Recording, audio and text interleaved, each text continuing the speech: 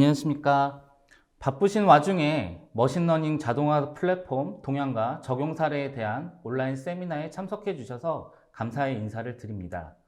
본 세미나에서는 머신러닝 자동화 플랫폼의 발전 방향에 대해 살펴보며 이러한 머신러닝 자동화 플랫폼을 기반으로 한 다양한 적용 사례에 대해 경험하실 수 있으실 겁니다. 첫 번째 주제의 발표를 맡은 위세하이텍 김지혁 연구소장입니다. AutoML 플랫폼의 의사결정 지원 전략으로 세미나를 시작하겠습니다. 첫 번째 주제에서는 AutoML이 무엇인지, AutoML이 어떻게 발전해야 하는지를 설명하며 비정형 데이터에 대한 AutoML 플랫폼 적용과 강화학습을 적용한 AutoML 사례를 설명드리도록 하겠습니다. 위키피디아에서는 AutoML을 실제 문제에 머신러닝 학습을 적용하는 프로세스를 자동화하는 것이며 데이터 입력부터 배포 가능한 머신러닝 모델 생성까지의 전체 과정이라고 정의하고 있습니다.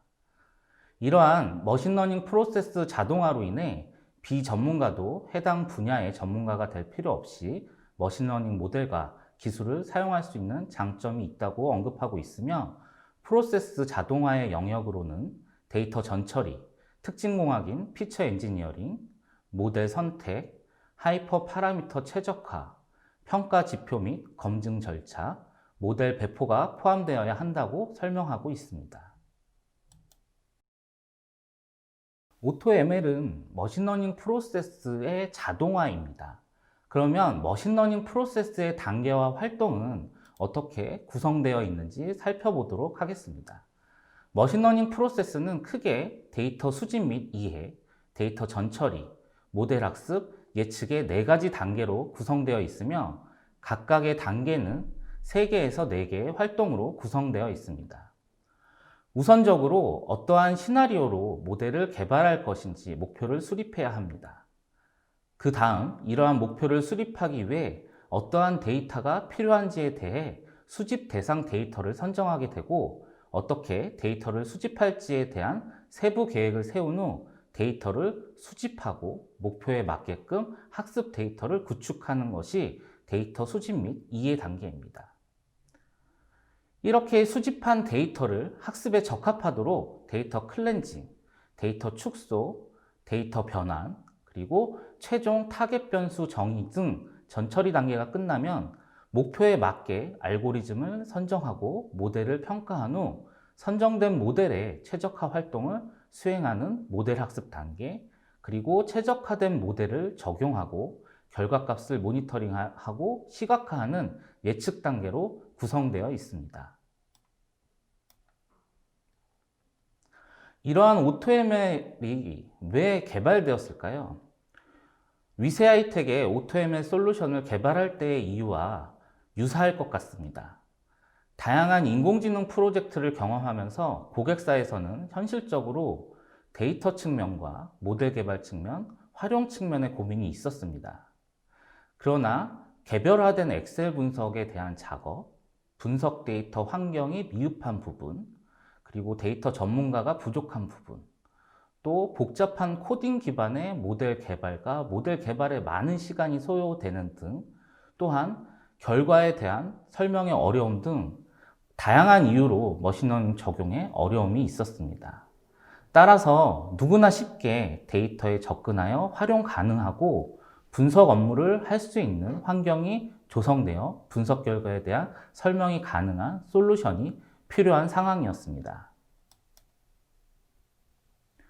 일반적으로 머신러닝 모델 개발 과정은 개발 환경 구축, 개발 언어 및 관련 지원 기능, 알고리즘에 대한 코딩 습득, 탐색적 데이터 분석 및 전처리 과정의 코딩, 알고리즘 선택 및 적용, 모델 평가 및 최적화에 이르기까지 복잡한 과정을 수행해야 합니다. 따라서 누구나 손쉽게 머신러닝을 활용할 수 있는 자동화된 개발 환경이 필요하였습니다. 2019년 가트너의 10대 전략 기술 트렌드에서는 인공지능 주도 개발이라는 용어로 AutoML에 대해서 언급을 하였습니다. 인공지능 주도 개발은 AI 기반 도구를 통해 비전문가들도 코딩 없이 개발하는 기술이라고 설명하고 있습니다. 또한 이러한 AutoML 기술을 통한 모델 개발은 모델 구형 공수의 70%를 감소할 수 있다고 데이터 로봇에서는 이야기하고 있습니다.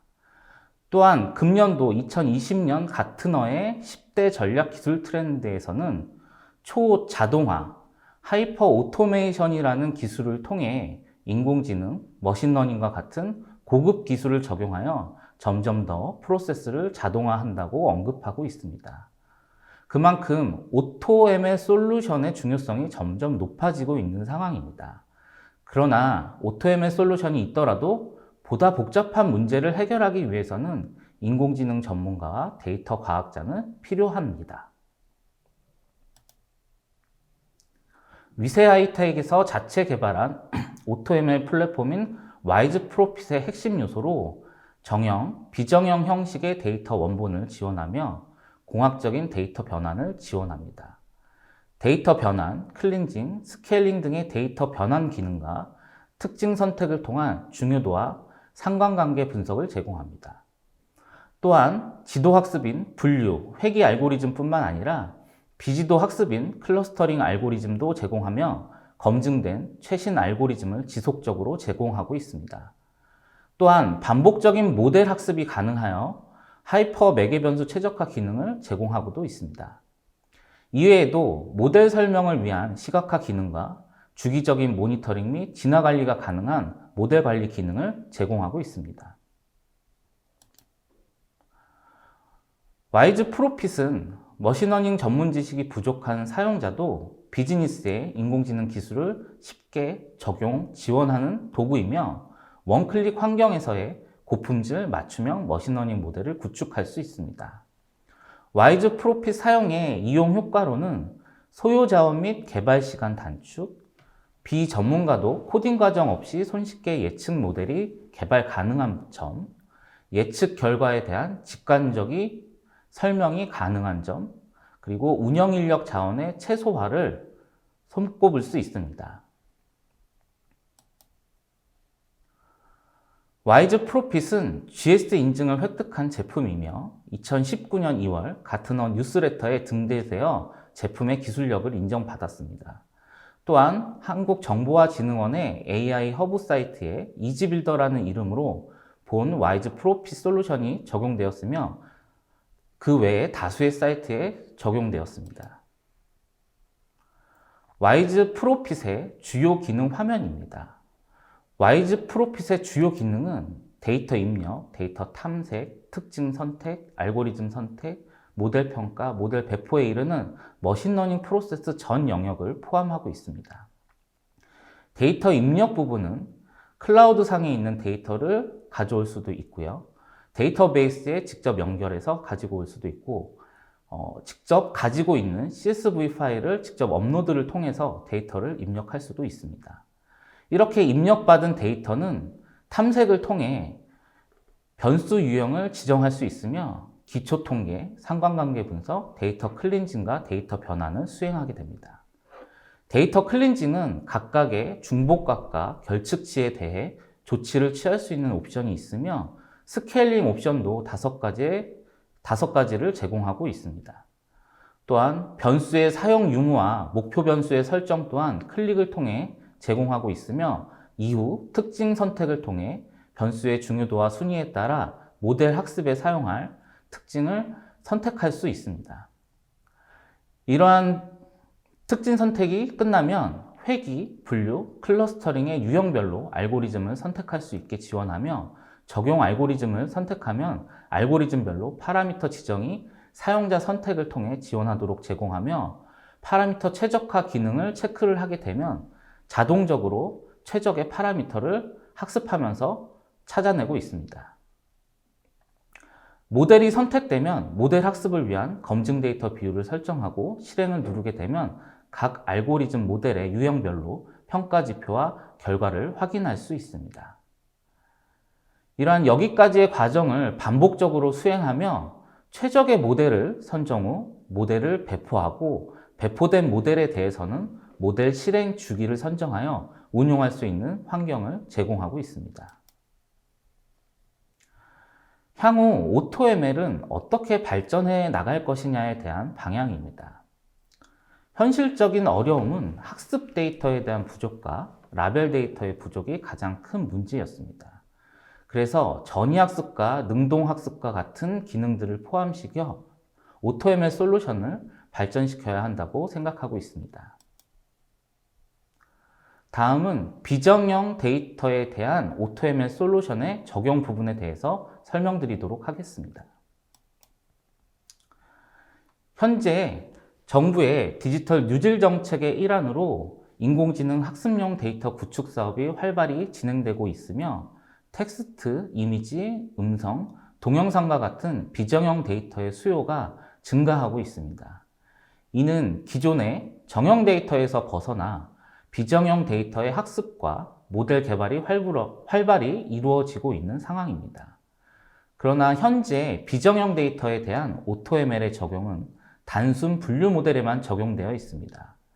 비정형 데이터의 경우 라벨링 문제, 그리고 신경망 기반의 학습 모델 적용으로 인해 고성능의 컴퓨팅 자원과 학습에 많은 시간이 소요되기 때문입니다. 따라서 적은 자원으로 비정형 데이터를 학습할 수 있는 기술이 뒷받침된다면 비정형 데이터에 대한 오토ML 플랫폼 적용이 더 다양한 문제를 해결하는 데 기여할 수 있을 것으로 보입니다. 화면에 보시는 이미지 분류 모델은 와이즈 프로핏에 적용한 모델입니다. 이미지 라벨링부터 이미지 전처리, 그리고 네트워크 모델에 대한 레이어 구성, 검증 데이터 비율 설정, 그리고 실행 에포크별로 분류 결과를 확인하실 수 있으십니다.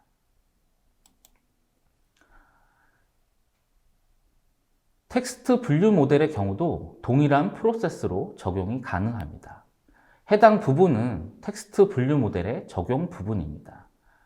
특히 비정형 데이터의 경우에는 다양한 레퍼런스 모델들을 개발하여 적용하는 것이 상당히 중요할 것으로 생각됩니다.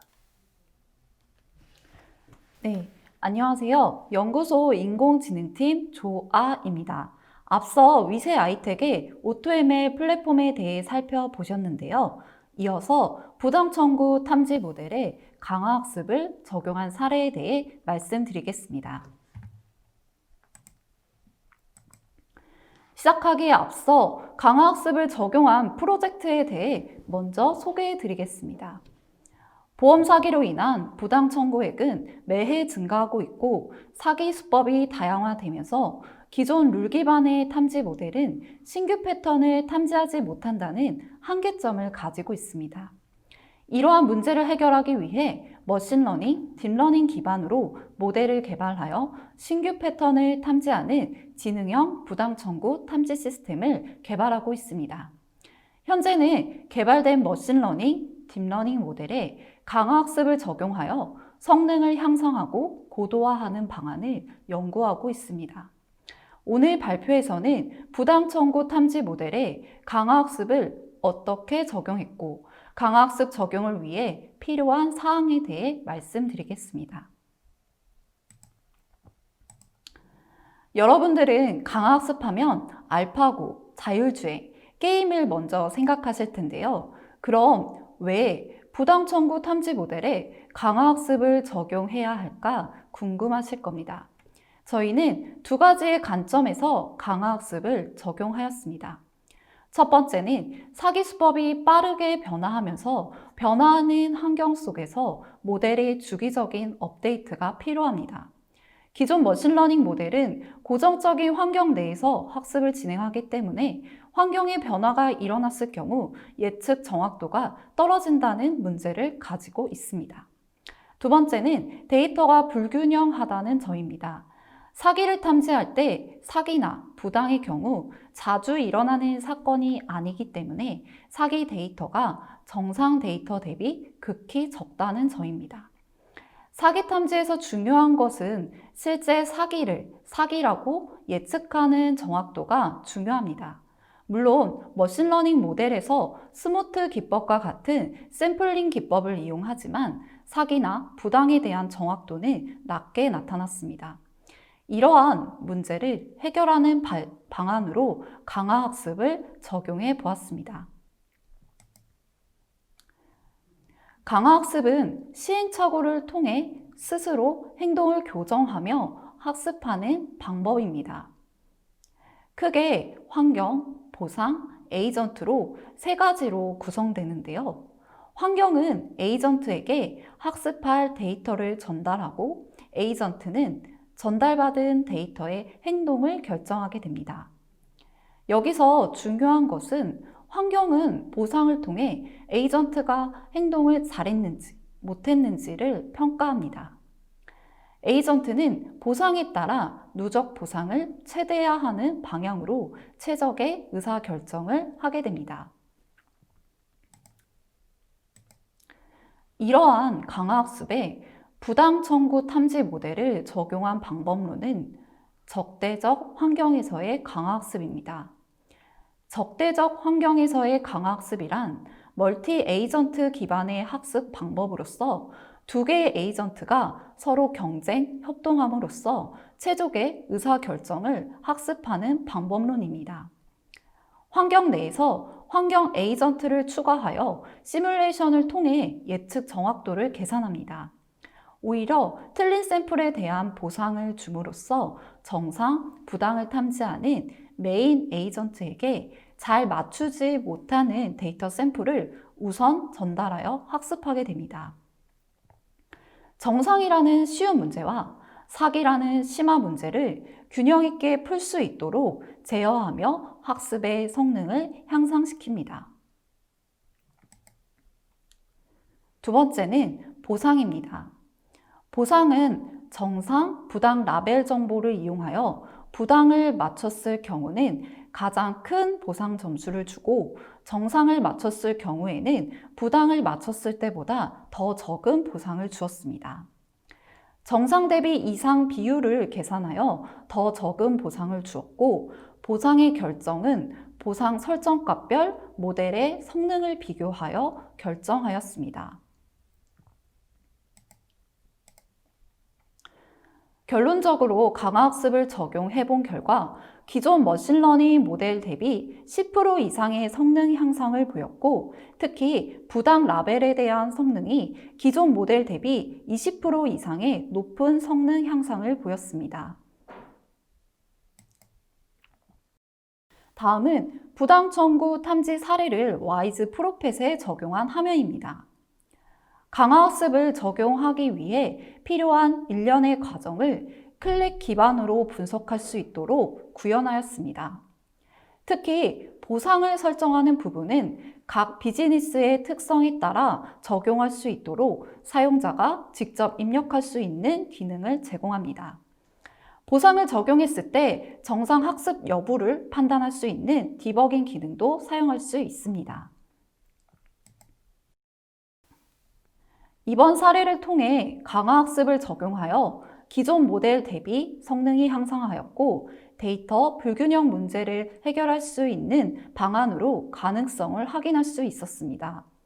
혹시라도 강화학습 적용을 고민하고 계신다면 첫 번째로 각 비즈니스에서 겪고 있는 문제에 적합한 환경, 보상, 에이전트를 명확하게 정의해야 합니다.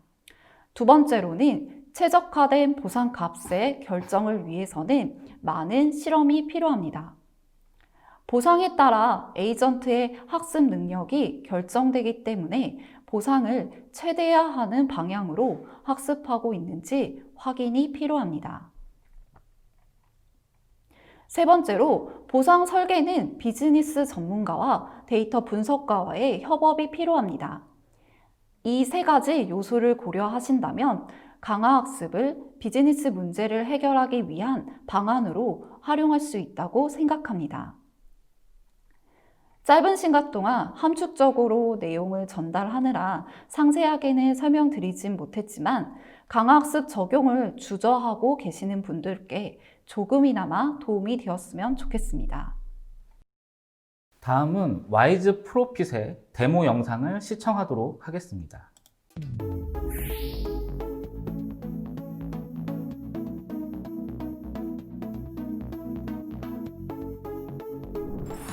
지금 보고 계신 이 화면은 분석 모델을 생성하는 화면으로 데이터 선택부터 모델 확정까지 7단계로 이루어져 있습니다. 기존의 보험 가입 고객 데이터를 이용하여 대출 등급 예측 모델을 생성할 수 있습니다. 먼저 생명보험 가입 고객 데이터를 불러옵니다.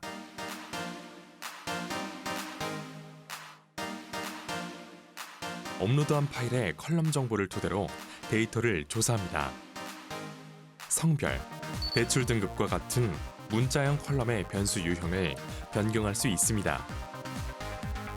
돋보기 버튼을 누르면 해당 컬럼의 데이터 분포 및 상관관계를 확인할 수 있습니다. 박스플롯 차트를 통해 이상값을 찾을 수 있습니다.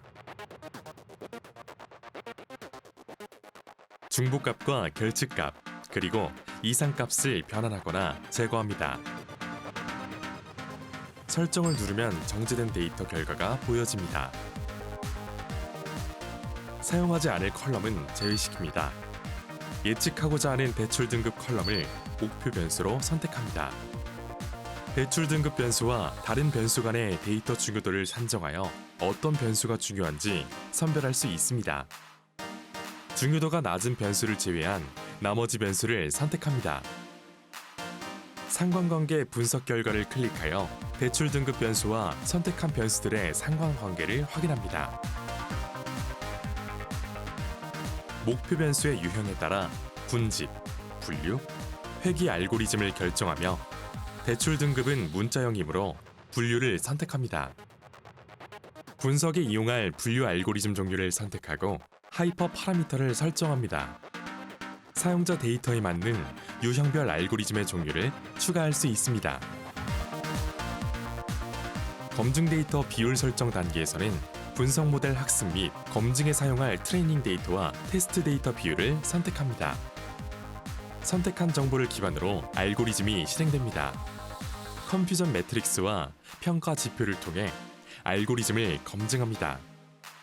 오른쪽 사이드바의 알고리즘 실행 로그를 통해 모델 정확도와 실제 정확도 산정에 영향을 준 변수 목록을 확인할 수 있습니다. 모델 정확도를 높이기 위해 알고리즘 선택 단계로 돌아가 다른 알고리즘을 선택합니다. 파라미터 최적화 설정을 통해 최적의 하이퍼 파라미터를 찾습니다. 다시 분석을 실행합니다. 평가 지표 및 사이드바의 모델 로그 확인을 통해 모델을 평가합니다. 파라미터 최적화를 설정한 경우 최적의 하이퍼 파라미터를 확인할 수 있습니다. 모델 실행이 완료되면 클래스별 확률 예측 정보 및 결과 다운로드를 받을 수 있습니다. 실행한 모델을 저장합니다. 저장된 모델을 확인하기 위해 모델 관리 화면으로 이동합니다. 모델 관리 화면에서 저장한 분석 모델의 정보 확인과 새로운 데이터를 입력하여 예측이 가능합니다. 새로운 데이터를 입력하여 모델이 잘 실행되는지 확인합니다. 예측한 대출 등급별 수치를 확인합니다. 예측 결과 및 모델의 다운로드가 가능하고 시각화를 통해 예측 결과를 분석할 수 있습니다. 예측한 대출 등급과 실제 대출 등급을 그래프로 나타내 비교하는 것도 가능합니다.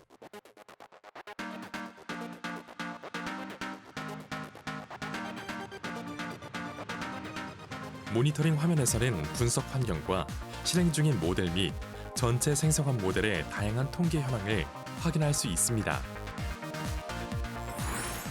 와이즈 프라핏은 이렇게 코딩 없이 클릭만으로 예측 모델 개발이 가능합니다. 예측 결과를 이해하기 쉽도록 모든 예측 결과를 시각화하여 제공합니다. 데모를 시청해 주셔서 감사합니다. 그러면 질의응답을 가지는 시간을 갖도록 하겠습니다. 좋은 질문들 많이 올려주고 계시는데요. 일단 첫 번째 질문입니다. 소개해주신 와이즈 프로펫이 적용된 사례는 어떤 것이 있나요? 라는 질문이 들어왔는데요. 김지혁 소장님께서 답변 부탁드립니다.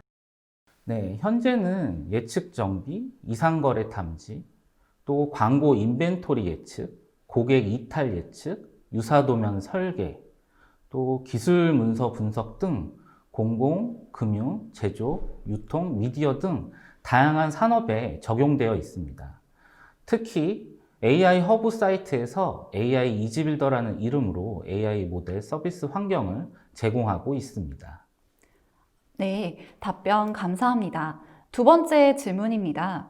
머신러닝 프로세스 전체 공정에서 몇 % 자동화가 가능한가요? 라는 질문이 들어왔는데요. 현재 위세 아이텍의 와이즈 프로펫을 머신러닝 프로세스의 전체 공정에서 몇 % 자동화가 가능한지 답변 부탁드립니다. 앞서 언급드렸던 것처럼 데이터 수집 및 이해 단계는 자동화하는 것이 상당히 어렵습니다.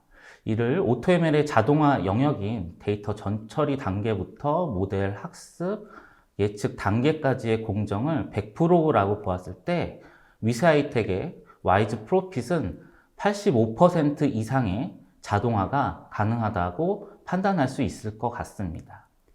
네, 답변 감사합니다. 아쉽게도 마지막 질문인데요. 부당 청구 탐지 위에도 강화학습을 적용한 사례는 어떠한 것이 있나요? 라는 질문이 들어왔네요. 답변 부탁드립니다. 강화학습은 금융이나 제조, 물류, 유통, 추천 분야에서 좀 활용이 되고 있습니다.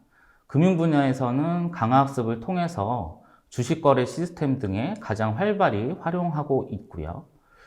이상 탐지 시스템이나 유통 쪽에서는 마케팅 전략 프로세스 및 자동화 혹은 최적화 부분에 활용을 하고 있습니다.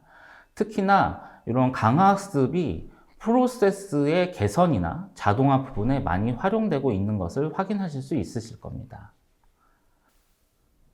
이상 질의응답을 마치며 지금까지 AutoML 플랫폼의 의사결정 지원 전략 세션을 경청해 주셔서 감사합니다.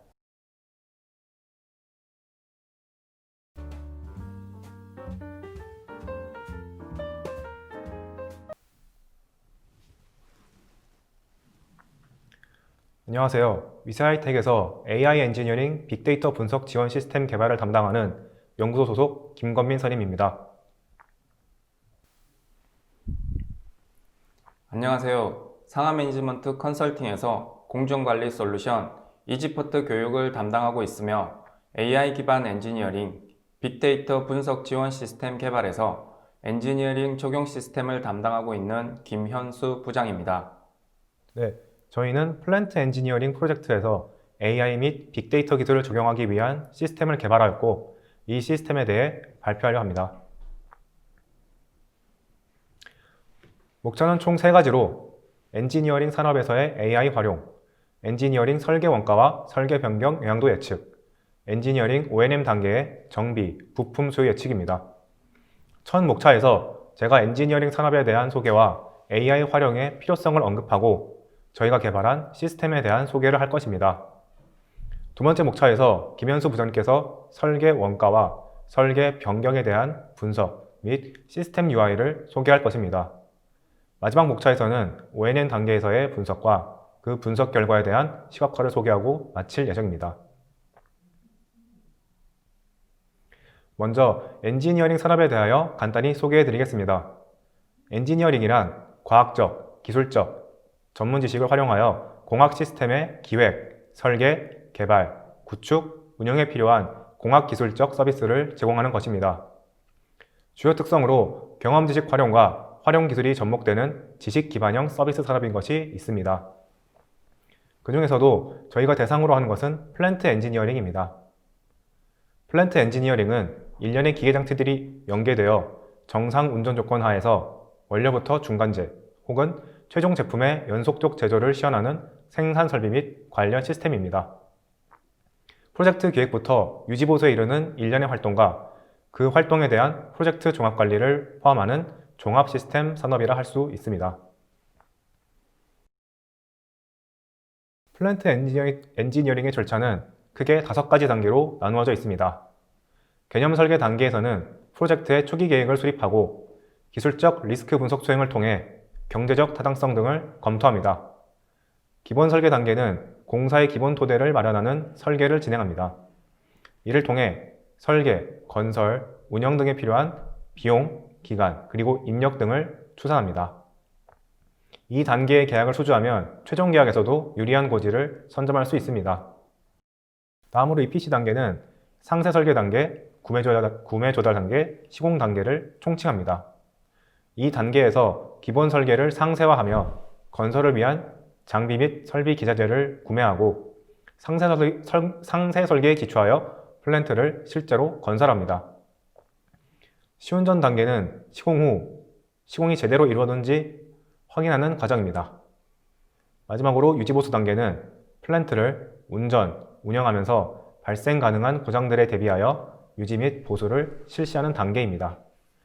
지금까지 말씀드린 모든 단계에 대하여 프로젝트 관리가 이루어집니다.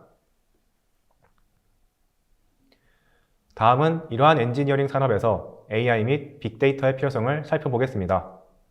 현재 엔지니어링 산업에서는 다음과 같은 문제점들이 있습니다.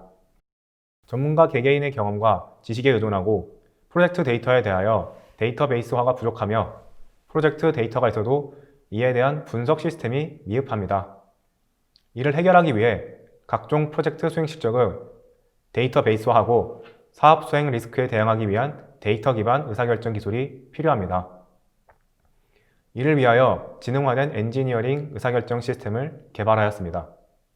이 시스템은 빅데이터와 AI 기술을 이용하여 프로젝트 과정에서 발생하는 리스크를 예측하여 프로젝트 수행 단계에 있어서 최적의 의사결정을 지원하고 또한 운영 관리의 고도화를 위한 데이터 기반 O&M 의사결정을 지원합니다.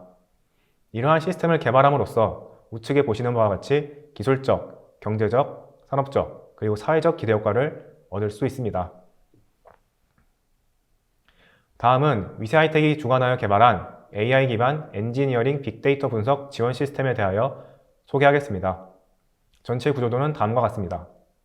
먼저 빅데이터 기반 지식 베이스에서는 엔지니어링 전주기에서 발생하는 다양한 데이터를 수집하고 정제하여 데이터베이스를 구축합니다.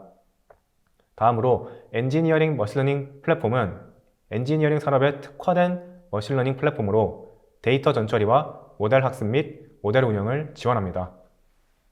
그리고 지능형 의사결정 지원 기술은 총 5가지로 엔지니어링 단계별 빅데이터를 활용하여 프로젝트 수행 시 발생할 수 있는 리스크를 예측하여 선제적 대응을 위한 의사결정을 지원합니다.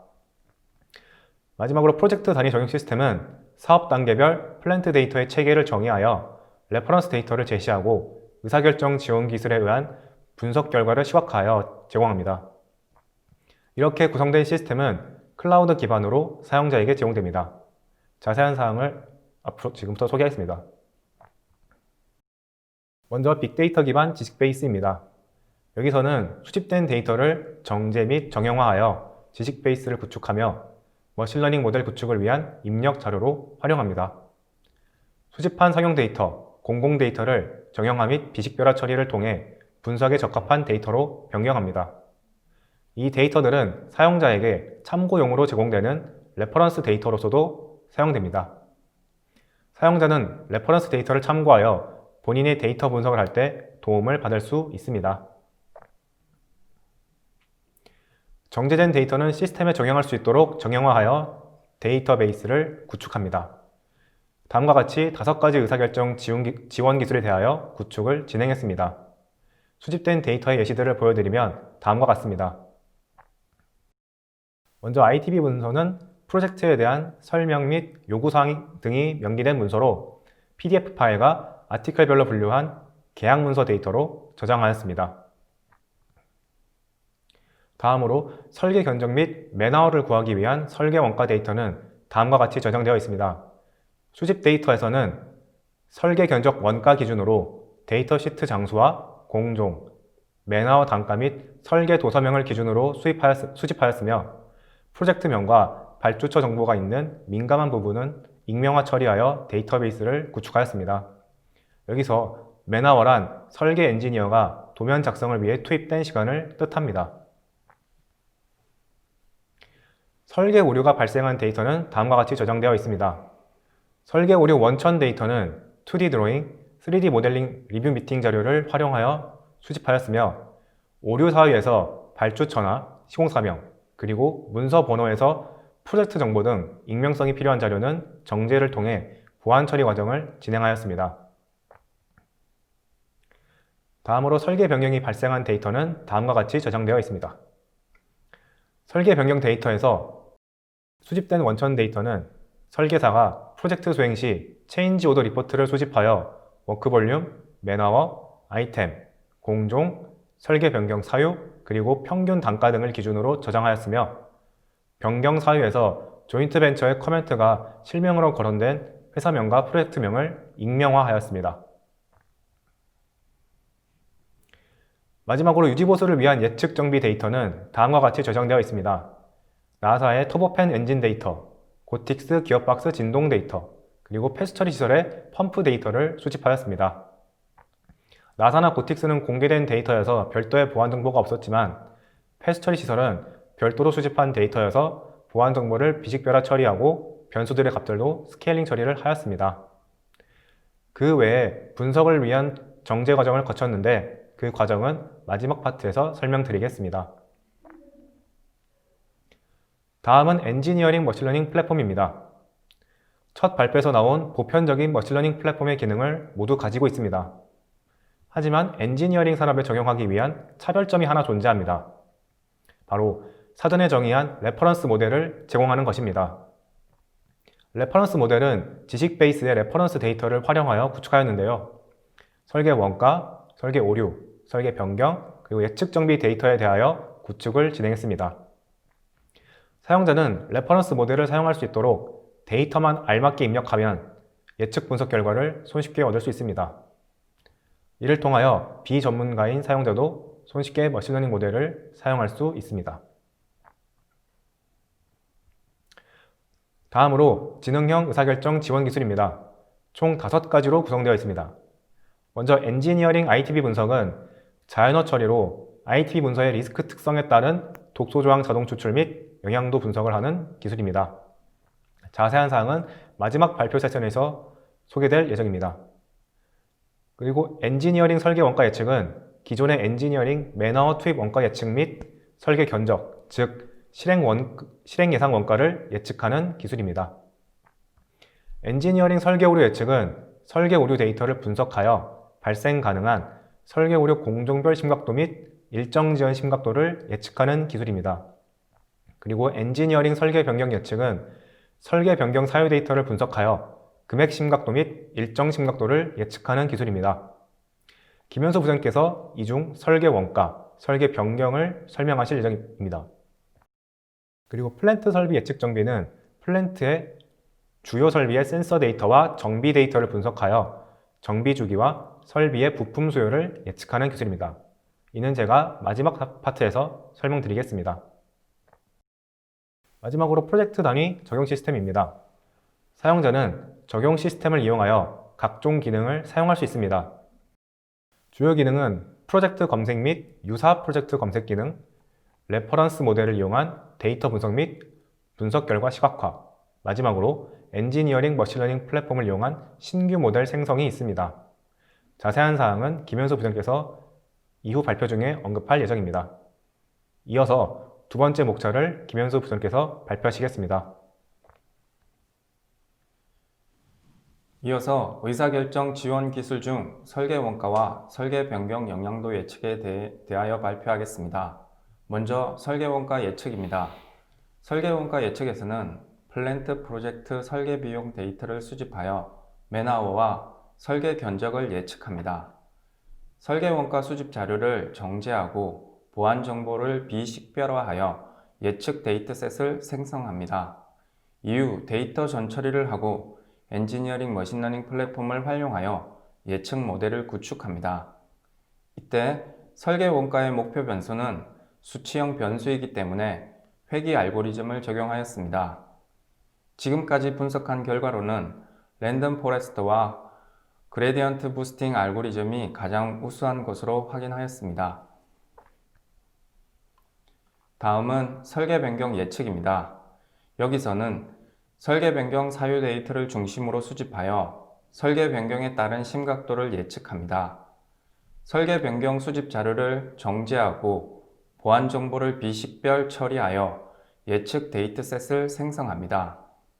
금액 심각도는 설계 변경 금액을 프로젝트 설계 금액으로 나눈 백분율로 1% 미만은 안전, 1에서 2%는 경계, 2% 이상은 심각으로 구분합니다. 또한 일정 심각도는 설계 변경 기간을 프로젝트 설계 기간으로 나눈 백분율로 1% 미만은 안전, 1에서 2%는 경계, 2% 이상은 심각으로 분류하였습니다. 이후 데이터 전처리를 진행하는데 텍스트 데이터인 설계 변경 사유를 단어 토큰화, 어간 추출, 불용어 처리, 정수 인코딩 등의 과정을 거쳐 정형화하였습니다. 마지막으로 엔지니어링 머신러닝 플랫폼을 활용하여 예측 모델을 구축합니다. 설계 변경의 목표 변수는 범주형 변수이기 때문에 분류 알고리즘을 적용하였습니다. 지금까지 분석한 결과로는 그레디언트 부스팅 알고리즘이 가장 우수하였습니다. 다음은 설계 원가, 설계 오류, 설계 변경에 대한 의사결정 지원 기술을 적용하기 위한 부분입니다. 사용자가 어떻게 사용할 수 있는지 시스템의 화면을 이용하여 설명드리겠습니다. 시간 관계상 데모 대신 캡처 화면으로 구성하였으니 양해 부탁드립니다. 먼저 레퍼런스 데이터 검색입니다. 사용자는 본인이 참고로 할 데이터를 검색할 수 있습니다. 원하는 조건에 맞는 데이터가 없으면 유사 프로젝트를 제시합니다. 이 유사도는 전문가의 자문을 얻어 구하였습니다. 먼저 데이터 검색을 위해 프로젝트에 대한 정보를 입력합니다. 프로젝트 검색 결과가 제공되면 사용자는 원하는 프로젝트를 선택하여 데이터를 확인할 수 있습니다. 선택한 프로젝트의 데이터를 확인하는 부분입니다. 설계 원가, 변경, 오류 중 해당되는 데이터가 있으면 사용자에게 제공합니다. 이 예시에서는 설계 변경과 설계 원가 데이터가 제공되는 것을 확인할 수 있습니다. 그리고 이 예시에서는 설계 변경 데이터를 선택하였습니다. 다음은 사용자가 분석을 위해 본인의 프로젝트 및 데이터 정보를 입력하는 기능입니다. 먼저 신규 프로젝트를 입력하기 위해 프로젝트의 정보를 입력하는 부분입니다. 설계 원가, 설계 오류, 설계 변경 중 해당되는 데이터의 형태, 즉 모듈을 선택합니다. 이후 사용자는 분석하고자 하는 데이터를 로컬에서 업로드할 수 있습니다.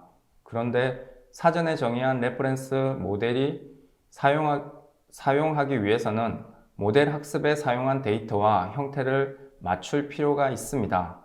이를 위해 데이터를 입력하는 양식을 엑셀 파일로 제공합니다. 다음은 데이터 분석 파트입니다. 사용자는 분석하고자 하는 데이터를 선택하기 위해 프로젝트 검색과 원하는 데이터를 선택할 수 있습니다. 앞의 검색 기능처럼 먼저 원하는 프로젝트를 검색하는 부분을 모듈별로 선택할 수 있습니다. 이렇게 검색된 프로젝트 리스트에서 체크박스를 누르고 원하는 프로젝트를 선택할 수 있습니다. 선택된 프로젝트 기준으로 분석하고자 하는 데이터를 선택합니다. 이 프로젝트의 경우 설계 변경과 설계 원가 데이터를 보유하고 있습니다. 사용자는 두 데이터 중 분석하고자 하는 데이터를 선택할 수 있습니다. 데이터 선택이 완료되면 분석 모델을 선택합니다. 분석 모델을 선택하고 분석 버튼을 누르기만 하면 해당 모델에 대한 예측 결과를 별도의 작업 없이 확인할 수 있습니다. 설계 원가와 변경에 대한 예측 결과, 시각화 화면을 각각 보여드리겠습니다. 먼저 설계 원가에 대한 분석 결과를 시각화한 것입니다. 좌측에서는 분석을 실시한 프로젝트의 정보와 예측값을 나타냅니다. 좌측 화면 하단에 예측값을 제시하고 상단에는 사용자가 입력한 프로젝트 정보를 제공합니다. 우측에서는 사용자가 입력한 데이터와 가장 유사한 상위 3개의 프로젝트를 제시합니다. 이를 통해 유사 프로젝트의 실제 값과 분석 결과를 비교할 수 있습니다. 다음은 설계 변경에 대한 분석 결과를 시각화한 것입니다. 금액 심각도와 일정 심각도에 대한 예측 결과를 한 화면에 동시에 제공합니다. 도는 모양의 차트는 각 심각도별 예측 값의 비율을 확인할 수 있고, 우측에는 심각도별 개수와 선택한 프로젝트 데이터를 확인할 수 있습니다. 또한 각 심각도별로 데이터에 대한 정보를 확인할 수도 있습니다. 마지막 기능은 신규 분석 모델 생성입니다. 사용자는 원하는 적절한 레퍼런스 모델이 없으면 직접 신규 모델을 생성할 수 있습니다. 엔지니어링 머신러닝 플랫폼을 이용하여 사용자가 데이터에 적합한 모델을 직접 원하는 방식으로 구축하여 사용할 수 있습니다. 여기까지 두 번째 목차에 대한 발표를 마치겠습니다. 감사합니다. 예, 그럼 마지막으로 의사결정 지원 기술 중 플랜트 설비 예측 정비에 해당하는 내용을 발표하겠습니다. O&M 단계에서의 데이터는 종류가 여러 가지라 수집한 데이터 특성에 맞게 분석을 실시하였습니다. 총 4종류의 데이터에 대한 분석 과정을 소개하겠습니다. 초기에는 공개된 데이터에 대하여 분석을 진행하였습니다. 먼저 실시간 스트리밍 및 운영, 고장 이력 데이터인 나사의 터보팬 엔진 데이터에 대한 분석 과정입니다.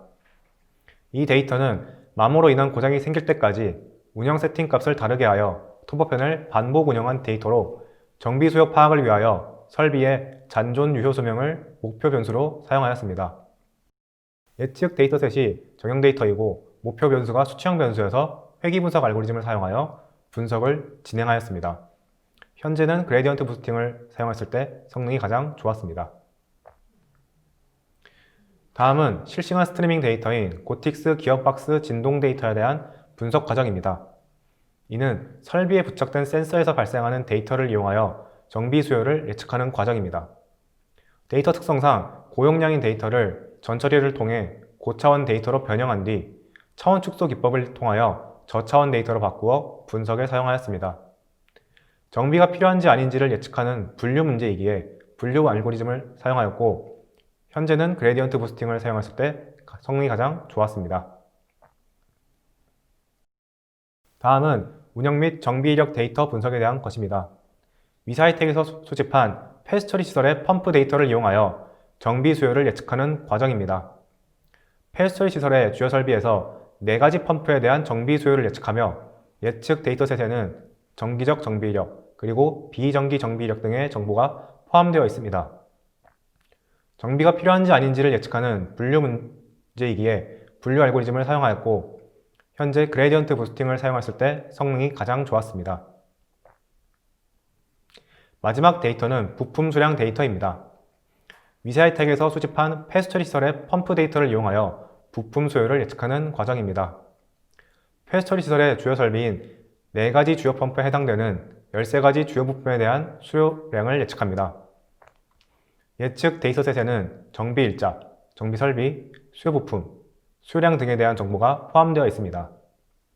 필요한 부품의 수량을 예측하는 회귀 문제이기에 회귀 알고리즘을 사용하였고, 현재 랜덤 포레스트, 그레디언트 부스팅, XG 부스트를 사용했을 때 성능이 좋았습니다. 마지막으로 이런 분석을 실시하였을 때 시스템에서 제공하는 분석 결과에 대한 시각화면을 소개하겠습니다. 먼저 분류 모델에 대한 분석 결과를 시각화한 화면입니다. 좌측에는 예측값에 대한 비율을 나타내고, 모델이 예측을 함에 있어서 중요도가 높았던 상위 5개 변수에 대한 분포도를 제공합니다. 우측에는 분석에 사용한 데이터 목록을 제공하여 분석 결과와 함께 확인하실 수 있습니다. 다음은 회귀 모델에 대한 분석 결과를 시각화한 화면입니다. 좌측 상단에 예측값에 대한 분포를 그래프로 나타내고, 그 밑에 차례로 모델이 예측을 함에 있어서 중요도가 높았던 상위 5개 변수에 대한 분포도를 제공합니다. 우측에는 분석에 사용한 데이터 목록을 제공하여 분석 결과와 함께 확인할 수 있습니다. 이상으로 준비한 내용에 대한 발표를 모두 마치겠습니다. 감사합니다. 마무리로 질의응답 시간을 갖도록 하겠습니다. 댓글들로 질문들을 많이 주셨는데요. 시간상 발표자 1인당 2가지 질문을 선정해서 답변 드리겠습니다. 먼저 김현수 부장님에게 하신 질문 두 가지를 소개하겠습니다. 첫 번째 질문입니다. 지식 베이스의 데이터를 어떻게 수집했는지를 물어보셨습니다. 네, 과제 참여 중인 참여사들의 협조를 받았습니다. 협조를 받을 때 보안 사항을 공개하지 않기 위해 데이터의 값을 변경하는 전처리 과정을 수행하고 기밀 정보는 비식별 처리하였습니다. 네, 감사합니다. 그리고 두 번째 질문은 오늘 발표에서는 언급되지 않은 설계 오류에 대한 심각도 구분 기준을 질문하셨습니다. 설계 오류는 일정 심각도를 3일 미만이면 안전, 3일 이상 25일 이하일 경우에는 경계, 25일 이상을 심각으로 구분합니다. 또한 사유 심각도는 스콥 내 단순 수정일 경우에는 안전, 코스트 임팩트가 2개의 공정에 영향을 줄 경우엔 경계, 코스트 임팩트가 3개의 공정에 영향을 줄 경우 심각으로 구분하였습니다. 이러한 기준은 20년 이상의 경력을 가진 플랜트 설계 엔지니어와 전문가 자문을 반영하여 구분한 것입니다. 좋은 질문 감사합니다. 이번에는 김건인 선임에게 들어온 질문을 제가 소개하겠습니다. 첫 번째 질문입니다. 레퍼런스 모델로 얻은 결과값의 신뢰성은 어떻게 보장하는지에 대한 질문입니다. 예, 예측값의 신뢰성은 두 가지 방법으로 보장하려 합니다. 첫 번째는 레퍼런스 모델을 주기적으로 업데이트하여 그 정확도를 높여가는 것입니다. 그리고 두 번째는 유사 프로젝트에 대한 실제값을 같이 제시하는 것입니다. 이를 통해 사용자는 예측값과 실제값을 비교하여 그 차이를 살펴봄으로써 예측값에 대한 신뢰도를 높일 수 있을 거라 생각합니다. 네, 그러면 두 번째 질문입니다. OMM 데이터의 종류가 다양해서 발표에 언급된 레퍼런스 모델로 전부 대응이 안 될 것으로 보이는데 그 해결 방안이 무엇인지 답변 부탁드리겠습니다. 네, 먼저 데이터를 추가 수집해서 모델의 종류를 더 늘릴 예정이고요. 또한 엔지니어링 머신러닝 플랫폼으로 모델을 생성하는 기능을 제공하기 때문에 사용자가 직접 모델을 만들어서 사용하는 것으로 해결할 수 있을 것입니다. 첫 발표 세션에서 언급되었듯이 이 모델을 만드는 과정은 비전문가도 손쉽게 할 수 있습니다. 좋은 질문 감사드립니다. 이로써 AI 기반 엔지니어링 빅데이터 분석 지원 시스템에 대한 발표를 마치도록 하겠습니다. 발표를 들으신 분들 중 엔지니어링 데이터 공급이 가능하시다면 무료로 POC 이상의 수준으로 AI 모델을 구축을 해드리겠습니다. 경청해 주셔서 감사합니다.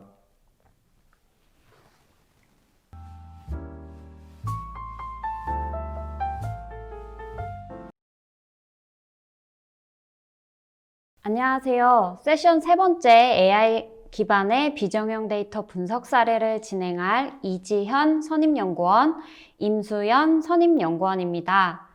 이번 세션에서는 금융산업의 3D 도면 활용한 유사 이미지 분석 사례와 엔지니어링 비즈니스에서의 텍스트 기반 기술 문서 분석 사례를 발표하겠습니다.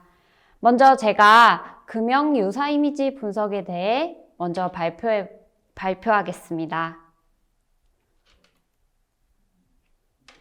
이번 발표는 금형 산업에서 이미지 분석이 왜 필요한지, 그리고 어떻게 구현했는지, 현재 어떻게 사용하고 있는지에 대해 설명드리도록 하겠습니다. 먼저 금형산업은 제조업의 제조업이라고도 불리며 제품을 대량 생산하기 위해 만드는 틀을 생산하는 산업입니다. 국내 금형기업 중 대략 90%가 50인 미만의 중소기업인 상황입니다. 때문에 현재 금형산업은 각 개인의 노하우와 과거 데이터를 바탕으로 금형 설계가 진행되고 완전히 새로운 금형보다는 좀 비슷하지만 조금씩 다른 금형을 설계하는 일이 많습니다. 그러나 잦은 인력 변동과 데이터 관리 소홀 문제로 설계 시간이 증가하고 설계 오류가 반복되는 생산 전반에 과도한 리드 타임이 발생하게 됩니다. 때문에 저희는 체계적으로 데이터를 관리하고 과거 유사한 금형 도면을 찾을 수 있는 기능을 갖는 금형 빅데이터 시스템을 구축하였습니다. 금형 빅데이터 시스템은 각각의 업체에서 정리되지 않은 도면과 관련된 정보를 수집하여 도면과 연계해서 데이터를 축적했습니다. 실제 사용자가 금형 빅데이터 시스템을 사용할 때 3D 도면을 업로드하고 유서 도면을 검색하게 되면 유사한 도면의 과거 견적, 설계, 제작 정보를 얻을 수 있게 됩니다.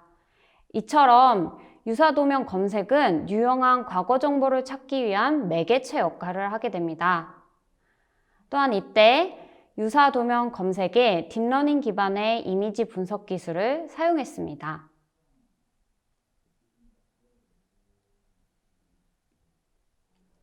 그럼 딥러닝 기반의 이미지 분석 절차에 대해 살펴보겠습니다. 절차는 크게 이미지 전처리, 모델 학습, 유사도 측정, 검토로 진행됩니다. 진행 절차에 따라 중요하게 저희가 구현한 부분을 설명드리도록 하겠습니다. 첫 번째로 이미지 전처리에서 3D 도면을 7가지 방면으로 캡처하는 이미지화 과정입니다. 도면 파일은 3D 파일로 제공받았고 상하, 좌우, 앞뒤 6가지 방면과 3D 도면 뷰어에서 가장 처음으로 보이는 각도를 포함해 총 7가지 방면으로 캡처하였습니다. 그렇다면 왜 3D 도면을 캡처해서 2D 이미지로 변환했을까요? 그 이유는 딥러닝 이미지 분석에서 좋은 성능을 내기 위해서는 필요한 데이터 수가 있는데 그 수에 비해 저희가 확보한 데이터는 너무 적은 수였습니다. 또한 현재 3D 이미지 처리 기술보다는 2D 이미지 처리 기술이 더 뛰어나기 때문에 저희는 3D 도면을 2D 이미지로 변환하는 이미지화 작업을 실시했습니다. 다음으로는 저희가 사용한 데이터가 도면 데이터이기 때문에 특수하게 처리한 부분입니다.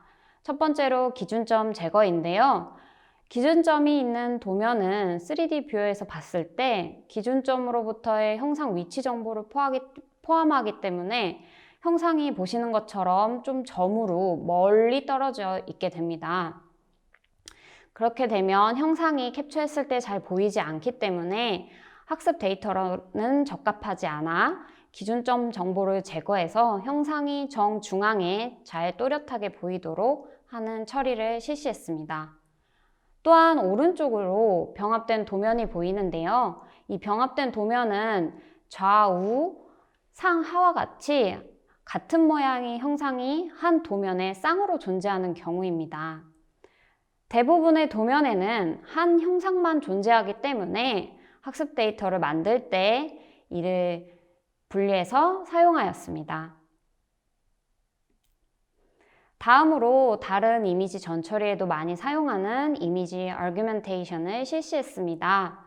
적당한 이미지 변형으로 데이터에 노이즈를 주기 때문에 학습 데이터를 조금 늘리고 오버피팅을 방지하기 위한 목적으로 실시했습니다. 그 다음 단계로 모델 학습 부분입니다. 저희가 모델 구조를 어떻게 설계했는지에 대해 설명드리려고 하는데요. 저희가 사용한 모델은 이미지넷에서 우수한 성능을 보인 VGG16 모델의 구조와 오토인코더 구조를 결합해서 최종 모델 구조를 선택했습니다. 여기서 오토인코더 구조는 특징 벡터를 추출할 수 있도록 하는 역할을 하고 VGG16은 이미 많은 이미지를 학습된 모델로서 높은 성능으로 특징을 잘 뽑을 수 있을 거라 생각되어 저희는 이 두 가지 구조를 결합한 오른쪽과 같은 모델을 사용하였습니다. 그러나 VGG 모델 16은 아시다시피 사전에 학습한 이미지가 평범한 일상의 이런 개와 같은 사진이기 때문에 도면의 이미지와는 조금 차이가 있습니다. 때문에 앞서 첫 번째 장에서도 말씀드렸던 트랜스포머 러닝을 통하여 좀 더 도면 이미지에 최적화하는 모델을 만들었습니다. 이렇게 많은 이미지를 학습한 뛰어난 모델의 일부를 재사용함으로써 적은 도면에서도 좋은 성능을 기대할 수 있는 모델을 만들었습니다. 학습한 후에 모델에서 특징 벡터를 추출하는 기능을 하는 인코더 부분만을 사용했습니다. 이를 이용해 도면 이미지에서 특징 벡터를 추출하고 각 이미지의 특징 벡터 간의 유사도를 측정하게 됩니다. 그때 유사도 값은 0과 1 사이 값으로 1에 가까울수록 유사하다고 볼 수 있습니다. 마지막으로 이 검토하는 부분이 가장 어려웠는데요. 분석 후 정말 유사한가? 이거에 대한 질문에 대해 검토할 필요가 있었습니다. 수치상으로 유사도 0.7이라는 값만 본다면 낮은 값은 아니라고 생각할 수 있는데 실제 유사도면을 비교해 보면 사람이 인지하기에 그 형상이 별로 유사하다고 생각되지 않았습니다. 이런 경우에 실제로 사용자들은 0.7만큼 이 그림들이 유사하구나 라고 인식하는 게 아니라 유사하지 않은데 잘못된 것 같은데 라고 인식을 하시더라고요. 이처럼 어느 정도 사람이 인식하는 결과를 반영하는 결과가 나와야 하기 때문에 저희는 사용자의 피드백을 받아 유사한 정도를 정해야 했습니다. 결과적으로 유사도 0.9 이상이 돼야 사람이 봤을 때도 유사하다라고 판단할 수 있는 수치를 이용해서 저희는 0.9 이하의 값을 갖는 도면들끼리는 아예 시스템에 보여지지 않아서 사용자가 보기에 유사한 도면이 없구나 라고 인식할 수 있도록 시스템을 수정하였습니다.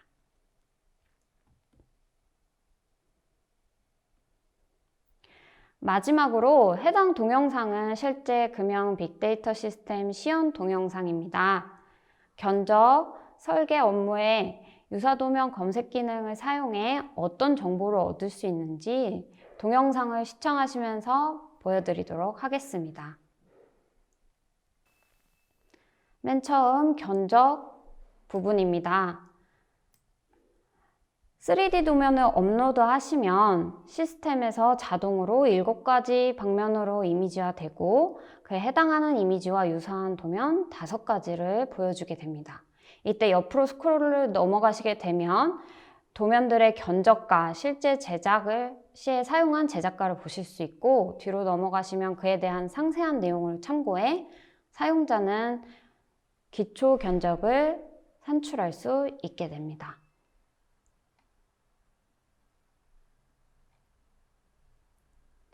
설계 부분에서는 동일한 방법으로 유사한 도면을 검색하고 설계에 참조할 만한 내용을 보여줍니다.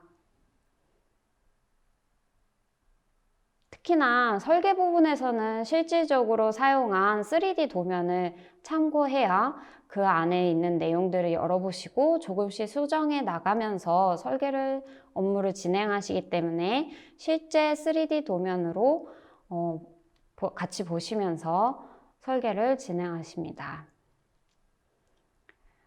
이렇게 금형산업에서 도면이 이미지 분석을 어떻게 했고 시스템화해서 사용자가 어떻게 사용하는지에 대해 설명드렸습니다. 이것으로 발표를 마치고 다음으로 임수연 선임연구원의 텍스트 기반의 기술문서 분석 사례가 발표드리도록 하겠습니다. 감사합니다. 텍스트 기반의 기술문서 분석에 대해서 설명을 시작하도록 하겠습니다. 인공지능 임수연 선임입니다. 설명은 왜 필요한가, 어떻게 구현했나, 어떻게 사용을 하는가 이 3가지의 부분으로 진행을 하도록 하겠습니다. 첫 번째, 기술문서 분석에서 자연어 처리가 왜 필요한가입니다. 이번 발표에서 기술문서란 ITB 문서로 엔지니어링 산업에서 입찰 안내서를 의미합니다. 자연어 처리는 컴퓨터에게 단어, 문법적인 지식을 알려주어 컴퓨터가 사람의 언어를 해석할 수 있도록 하는 방법입니다. 기존의 산업에서는 이러한 입찰 문서의 리스크를 전문가들이 읽어보고 검토하였습니다. 그런데 AI 기술의 발달로 전문가들이 읽고 파악했던 문서를 컴퓨터도 읽고 해석할 수 있게 되었습니다. 따라서 전문가의 리스크 지식을 컴퓨터에게 학습시켜 효율적으로 계약 문서를 검토할 수 있게 되었습니다. 두 번째, 효율적인 검토를 위해 어떻게 구현했는지 살펴보도록 하겠습니다. 기술 문서를 분석하는 과정은 앞서 언급한 대로 기술 문서 검토 전문가의 지식과 자연어 처리, 즉 데이터 분석의 융합이 필요했습니다. 그래서 포항공대 철강대학원 이일번 교수님과 연구진들이 함께 참여하여 리스크 정의, 리스크 DB화, 지식을 DB화하고 인풋 데이터 로딩, 자연어 처리, 기술 문서 리스크를 분석하는 이 총 5가지의 단계를 함께 저희와 참여하여 개발을 진행을 했습니다. 다음 장표에서 세부적으로 분석의 과정을 살펴보도록 하겠습니다. 우선 리스크의 정의는 텍스트로 되어 있는 계약 문서를 분석하기 위해서 리스크가 많이 발생하는 단어 수준, 그리고 리스크를 지니고 있는 2개 이상의 단어로 문장 내에서 하나의 단위로 인식이 되는 구 수준, 리스크를 감당하는 주체와 행위의 단위인 절 수준, 그리고 리스크에 대해서 완결된 내용을 담고 있는 문장 수준에 대해서 각각 리스크를 정의하고 이 모든 것들을 DB화하였습니다. 예를 들면 리스크 단어의 리스크 기준 어휘집과 리스크 분류 체계로 구조하여 DB를 구축하였습니다. 그 다음은 기술 문서 데이터 로딩에서 주목할 수 있는 부분만 설명을 드리면은 파서와 OCR 기능을 저희가 개발했다는 것입니다. 우선 파서라고 하는 부분은 특정 문서에서 데이터들을 추출할 수 있게 만든 것이고요. OCR이라고 하는 것은 이미지에서 문자를 추측하여 예측하는 것입니다. 그래서 이 2가지의 과정 중에서 하나를 선택하여 분석에 용이한 텍스트, 즉 스트링 타입으로 데이터를 변환해서 저희가 불러오게 됩니다.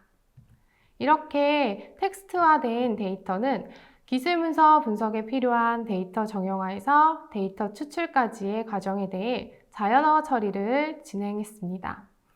이 부분에서는 룰 베이스, 머신러닝, 딥러닝 알고리즘을 결합하여 리스크 부분에 필요한 데이터 전처리를 수행을 하거나 리스크 분석에 필요한 데이터들을 추출했습니다. 약간 주황색으로, 살색으로 보이는 부분은 DB화한 부분이고요. 그 다음에 약간 하늘색으로 저희가 표기한 부분은 이 텍스트 기술 문서를 분석하기 위해서 별도로 개발을 진행한 부분들입니다. 대표적으로 예시 하나를 들어서 설명을 드리면은 딥러닝 알고리즘으로 분석한 상업 계약서의 리스크 영향도 평가 예측입니다.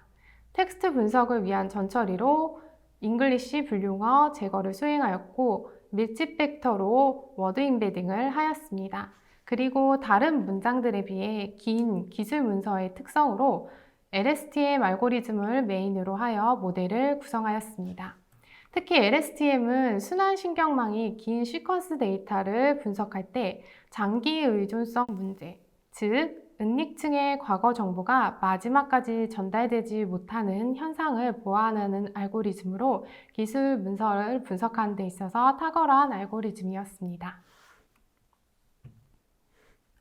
분석한 결과는 인풋 데이터 자체가 모든 문장을 다 넣어서 분석을 하기 때문에 2가지 단계로 나눠서 분석을 했습니다.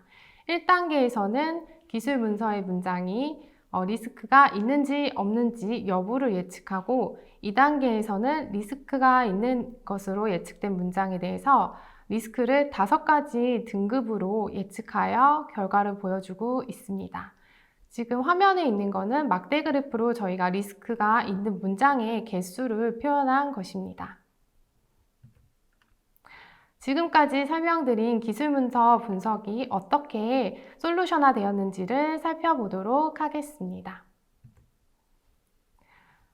기술 문서 분석은 현재 크게 4가지의 모듈이 있으며 붉은색으로 표시된 부분이 앞서 설명드렸던 부분이고 이 부분에 대해서 저희 솔루션에서 어떻게 사용을 하시는지를 동영상 시연으로 보여드리겠습니다.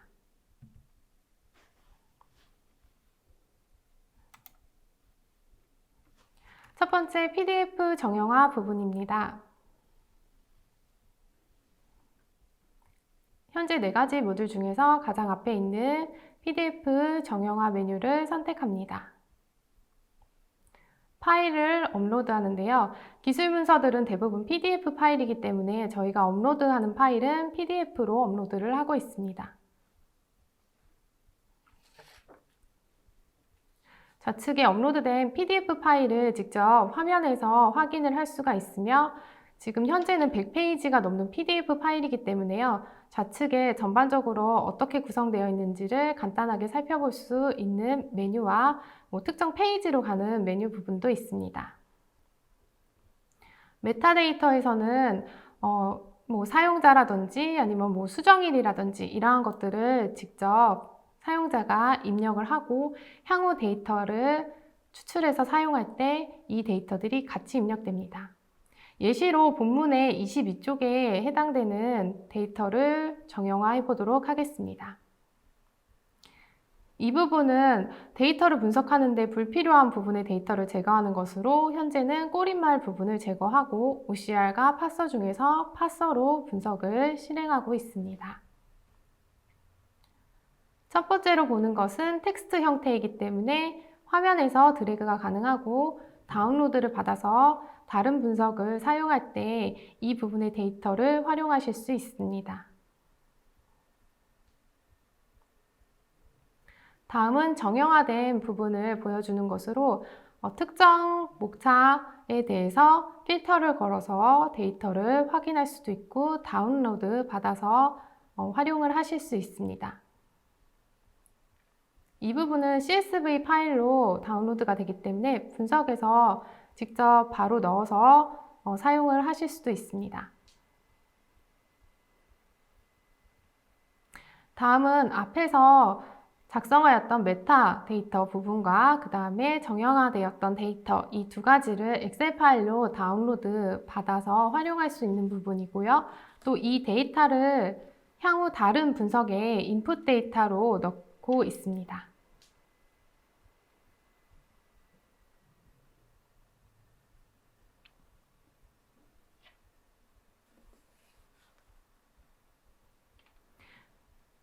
그 다음으로는 이 데이터를 이용해서 리스크 영향도 평가를 진행해 보도록 하겠습니다.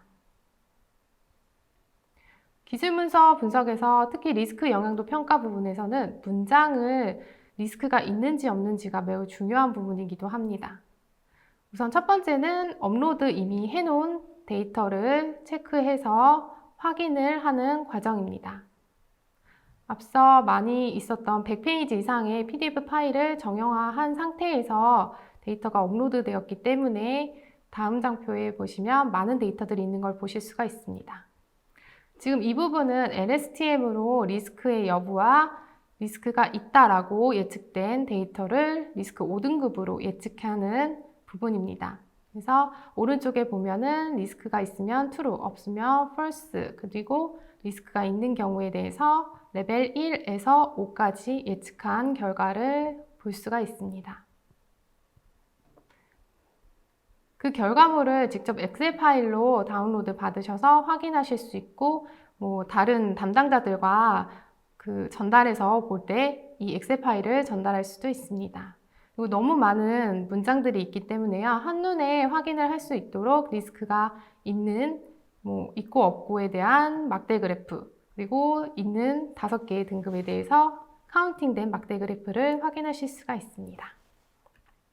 네, 동영상 시험 부분은 지금 이렇게 마치도록 하겠습니다.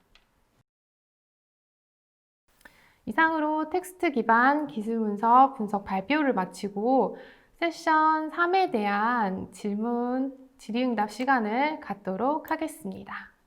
우선 제가 질문 올라온 것들 중에서 제가 이지연 선임님께 먼저 질문을 드리도록 하겠습니다. 이미지 넷에서 우수한 성능으로 학습된 모델이 많은데 VGG16을 선택한 이유가 있으실까요? 네, 이미지넷에서 우수한 성능을 보였던 레스넷이나 구글넷이나를 저희도 사용해 보았고요. 또 단순히 레이어를 늘려보는 실험도 했었는데요. 레이어가 깊거나 그 구조가 더 세밀하다고 해서 저희 쪽에서 좀 더 성능이 좋았다 이런 부분이 없었기 때문에 기타 효율성을 따졌을 때 VGG 모델이 제일 적합했기 때문에 VGG 모델을 선택해 사용하게 되었습니다. 다양한 시도를 하시고 가장 효율적인 모델을 선택하신 것 같습니다. 그럼 두 번째 질문으로 발표 자료에 결국에 인코더 부분을 사용해서 특징을 추출하고 있는데 그럼 디코더 부분은 왜 필요한지 궁금합니다. 네, 디코더 부분은 반드시 학습할 때 필요한 부분이고요. 디코더 부분은 추출한 특징으로부터 복원한 이미지와 실제 인풋 이미지가 동일하도록 이렇게 비교하면서 최대한 동일하게 복원되기 때문에 그때 역전파하면서 가중치를 업데이트하면서 이렇게 그러한 역할을 하기 때문에 디코더 부분은 반드시 필요하다고 볼 수 있습니다. 그럼 마지막으로 세 번째 질문을 하도록 하겠는데요. 혹시 이 모델을 학습하는데 시간이 얼마나 소요됐나요? 네, 이 부분을 궁금해 하시는 분들이 굉장히 많았어요. 저희는 리눅스 서버를 사용했고요. 그 리눅스 서버에 P40의 GPU 2대 환경에서 한 에폭을 돌리는데 대략 6시간 정도 사용되었습니다. 자, 그러면 제가 임수연 선임님께 질문 3가지 드릴게요. 첫 번째로 기술 문서 데이터를 로딩할 때 파서와 OCR을 같이 사용했는데 그 이유가 있을까요? 우선 저희가 이 두 가지를 사용을 하게 된 것은요. 기술 문서라고 하는 문서의 특징이 거의 100%의 데이터를 정말 잘 추출을 해야 됩니다. 왜냐하면 숫자 단위들 같은 경우에는 수치가 조금만 변해도 기술 분석을 하는데 성능이 많이 떨어지기 때문에요. 거의 이제 그대로 데이터를 가지고 올 수 있는 파서를 먼저 사용을 하고 그 다음에 파서로 안 되는 PDF 파일에 대해서 OCR로 데이터를 추출해서 갖고 오는 형태로 이 두 가지를 같이 병행해서 사용하게 되었습니다. 아, 파서와 OCR을 같이 사용한 이유가 거기에 있었네요. 자, 그럼 두 번째로 질문 드릴게요. 기술 문서 분석을 할 때 다른 텍스트 분석과 다르게 주의하신 점이 있을까요? 우선 저희가 분석하는 이 기술 문서는 첫 번째로 구축을 하고 그 다음에 법령이 바뀌듯이 이런 표준이 드물긴 하지만 바뀔 수도 있습니다. 그래서 그러한 것들을 좀 더 넓게 고려하면서 장기적인 관점에서 조금 이 분석을 실행을 해야 된다라고 생각을 하고 있습니다. 그래서 그러한 점들이 조금 주의할 점, 그리고 저희가 고려해야 할 점이라고 생각합니다. 아, 그러면 이러한 분석을 하셨는데 이건 장기적으로도 사용할 수 있도록 구현을 하셨던 것 같아요. 자, 그럼 마지막 세 번째 질문 드릴게요. 기술 문서 텍스트 분석을 하면서 가장 어려웠던 부분이 있을까요? 우선 이 기술 문서, 특히 이제 텍스트 분석이기 때문에요. 단순히 머신러닝과 딥러닝만으로는 구현하는 것들이 좀 약간 한정된 부분들이 많았습니다. 그래서 룰베이스랑 그 다음에 머신러닝, 딥러닝 이 세 가지를 좀 조화롭게 분석을 해서 저희가 이끌어내려고 하는 분석 목표에 걸맞게 이제 뽑아내는 것들이 약간 어렵긴 했는데요. 많은 연구원 분들이 함께 해주시고 많이 또 도와주시기도 해서 그래도 저희가 지금 열심히 진행을 하고 또 솔루션화하고 있습니다. 단순히 머신러닝, 딥러닝 뿐만 아니라 룰베이스를 함께 사용함으로써 좀 더 좋은 해결책을 찾으셨던 것 같아요. 자, 그럼 질의응답을 마치겠습니다. 네, 세 번째 세션에서는 이미지, 텍스트와 같은 비정형 데이터가 어떻게 분석되어 시스템화되었고 실제 사용자에게 어떤 정보를 전달할 수 있는지에 대해서 말씀드렸습니다. 이처럼 최근 들어 여러 산업 분야에서 AI 기술의 적용이 많이 이루어지고 있습니다. 오늘 모든 발표가 유익하셨길 바라면서 추가적으로 궁금한 사항이 있으시다면 댓글창 또는 하단의 메일 주소로 연락 주시면 답변 드리도록 하겠습니다.